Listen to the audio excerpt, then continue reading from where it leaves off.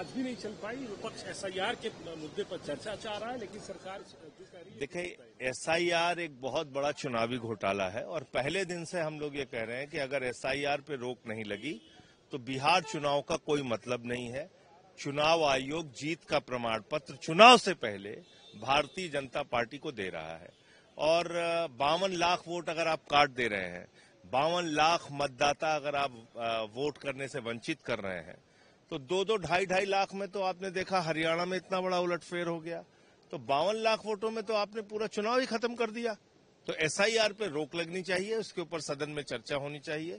ये आम आदमी पार्टी की पहले दिन से डिमांड है। एक बार ट्रंप भी सर 25वीं बार ट्रंप ने इस बात का दावा कर दिया कि सीजफायर उन्होंने रुकवाई। हाँ, लेकिन अब सरकार अगर बेशर्मी पे उतारू है तो अब क्या कर सकते हैं। भारत की सरकार और प्रधानमंत्री जी अगर ट्रंप की बातों का जवाब नहीं दे रहे हैं, उनके राजदूत को बुला के अपना विरोध दर्ज नहीं करा रहे हैं, तो इसके लिए कौन जिम्मेदार है? सरकार सीधे तौर पे आज भी नहीं चल पाई। विपक्ष एसआईआर के मुद्दे पर चर्चा चाह रहा है, लेकिन सरकार जो कह रही है। देखिए, एसआईआर एक बहुत बड़ा चुनावी घोटाला है और पहले दिन से हम लोग ये कह रहे हैं कि अगर एसआईआर पे रोक नहीं लगी तो बिहार चुनाव का कोई मतलब नहीं है।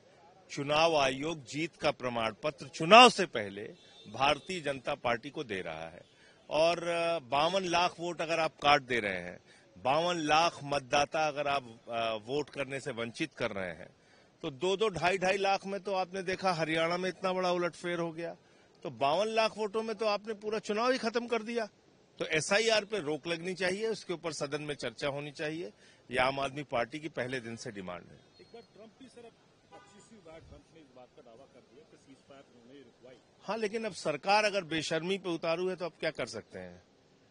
भारत की सरकार और प्रधानमंत्री जी अगर ट्रंप की बातों का जवाब नहीं दे रहे हैं, उनके राजदूत को बुला के अपना विरोध दर्ज नहीं करा रहे हैं, तो इसके लिए कौन जिम्मेदार है? सरकार सीधे तौर पे